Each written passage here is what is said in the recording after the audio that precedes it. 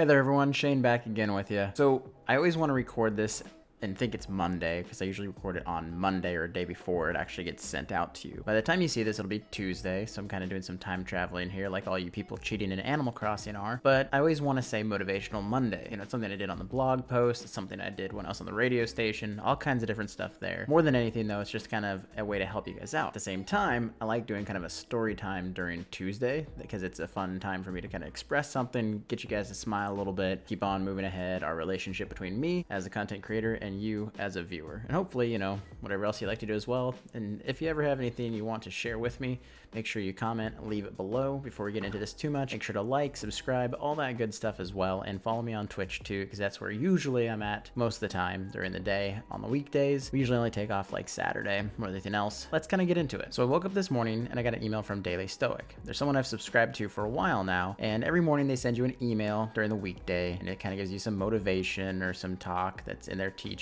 from like Marcus Aurelius. And today it was having to do with the gun to your head, and that has to do with something from not only Stoic teachings but also Fight Club. In this case, it was the story about when Tyler Durden in Fight Club held a gun to Raymond K. Hessel, who's a shopkeeper, took him out back, held the gun to his head and say, "What did you want to do?" As he goes through his wallet, he finds that he had an expired community ID card from a college. The guy said it was too difficult. He dropped out of college, and what he did was he said, "What do you want to do with your life?" Cocks the gun, said he wanted to be a veterinarian, and he lets him go, saying, "I'll check in on you," whether it's 6 weeks or a year, whatever the case. He says he's going to check in on him and lets him go, and the guy runs home as fast as possible. And at this point, you know, you're kind of trying to figure out what's going on. And Tyler says that man's going to have the most beautiful morning the next day, the best day of his life. His breakfast is going to taste better than we've ever tasted because his life was just given to him. And now he has complete purpose and drive. He knows what his why is. Otherwise, he's going to die. Tyler kept his ID card so he knows where he lives. And it kind of gives him very direct focus on where to go with things. Now, not all of us have that type of opportunity, and most of us would never want that type of opportunity. I definitely don't want that to happen to me. But at the same time, it is a good thing to go off of. In the Stoic teachings, they have it where any day could be your last, any moment can be your final, and you try and live with that and go forward. And that's hard, especially going on right now when everything seems like it's at a complete and utter standstill. And no one can force you to be productive each day. It's not a competition or anything like that. But this is something where if you want to reach out to me and you're curious about ways to kind of get a hold of, you know, some motivation stuff, reach out. I'm more than happy to talk with you anytime. You can connect with me in the Discord or many other ways. Send me an email or a comment below, like I said, and let's talk about kind of what's going on with you. Now, this one for me is really important because every time I have issues with insomnia as well. If you watch the stream, you probably know that also. But I have issues with insomnia. And my insomnia is deeply rooted in it's the best way to put this. It's deeply rooted in a kind of sense of unfulfillment at times, where my brain will say, did I do enough today? Did I get everything done today? Did I accomplish X so that I can get to Y? Because I'm a firm believer we only get this one chance. And it's also humbling when you realize how small you are in the grand scheme of things. My insomnia will kick in when I'm like, you know what, you could have done this, could have done that, could have done this. And I don't really burn out from that kind of stuff, if that makes sense. Like if you watched my video that I had go out on Sunday, I was very kind of like energy low, but not burnt out at the same time. And that was just kind of like realizing the things that are changing and all that stuff going on as well. And just seeing the strip being so empty here in Vegas. But this is different. When I have the insomnia kicks, so much about me just trying to say, did I do X? Did I do Y? Did I get all this stuff done? And along with that, the gun to your head motivation or the Stoic motivation is very humbling and helps me. It doesn't always work every day, of course, because you have to plan forward still, but it's plan forward, plan for the best of times, but prepare for the worst of times. And it's that mentality of what do I do today to make sure I can get to what I want to do, while still preparing that this could be the final thing. And the only way I can really say that I get by with that is to try and spread kindness the best way I can with everyone else that interacts, whether in the stream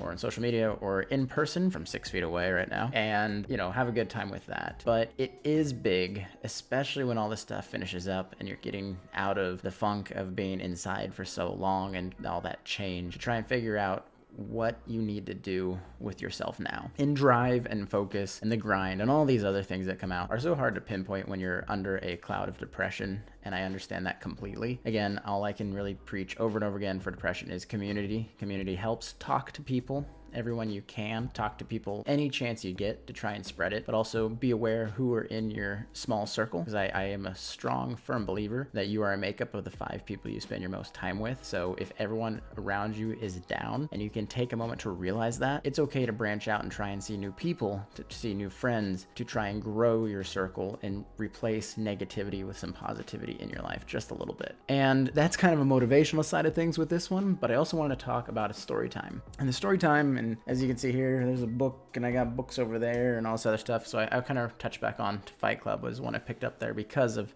that story. But books in general have absolutely changed my life. And I'm not trying to sound like the guy whose books for Ferraris and, oh, what was his name? Tao Cruz or something. I don't, either way, I'm not trying to sound like him, but I am saying they have always been kind of my third place. My third place has always been the library. And that's probably the biggest thing for me since we moved here is I haven't had a chance to go to the library in Vegas yet. And that breaks my heart.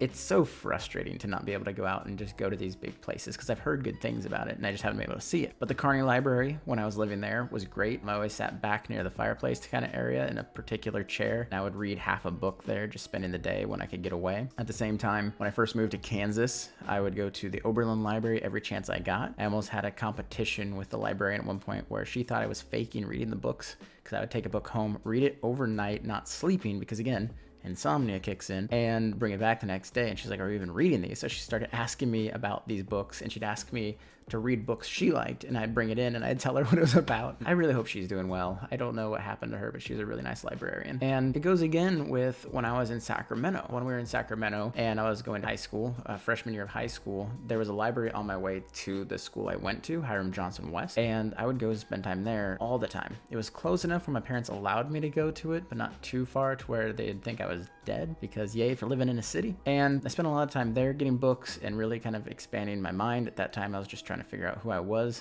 and that goes back hand in hand to my senior year, my second senior year. That's another vlog that you could have watched earlier on as you learned about me. But when I went to Ransom High School, you know, the librarian there was sweetheart, super nice, super helpful, and really pushed me to read books that were outside of my comfort zone, try and branch into something that I can get, because reading puts you into that different perspective. And it doesn't have to be the writer's perspective, which a lot of people think, because the writer can also write from a different perspective. And there's so many books that I go through. Some of them blur together, unfortunately, and some of them you feel like you've read before you've read them, which is kind of the case right now with Ender's Game. Ender's Game was suggested to me time and time again, and I thought I had read that book, and now I'm gonna go ahead and reading it right now. I'm couple hundred pages in, and it's interesting because I didn't read this book, but I have heard so much about it that I thought I had, and it's just a lot of little stuff. The themes are still there, and I basically could have understood the book without reading it, but it's good to actually get the lore and everything as well. And I think that you need to have a healthy combination of like self-help learning books during the day, and then in the evening, definitely just let your mind wander, let your mind explore. I read so much King, and that's why I'm so obsessed with Castle Rock right now.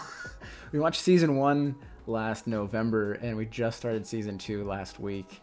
I need to finish it. It's so good. I love Castle Rock. I love what they're doing with that one. But either way, tangent aside, and there's a lot to it. I want, if you could, and I know my YouTube reach is very small right now and it's growing, but if you could just comment below what your favorite book is, that helps me out so much, because if I haven't finished a book that someone's favorite book is, I love to go out and read it so I can get a little bit more of an understanding of that person. A lot of my friends who are gamers keep saying Ready Player One, but as they delve deeper into it, they realize that it's just the most recent book they've read in like the last 5 years. And I really challenge you to go out and expand your brain as much as you can and try and go read stuff you're not comfortable reading. Read things that you normally wouldn't read, and you'd be surprised what you can get. And message me if you want some book ideas. I read books, like I said, at least 1 or 2 a week. I'm constantly going through them. Hopefully I don't run out of books at home before this quarantine ends. That would suck, but there's always, I could go digital with them and stuff too.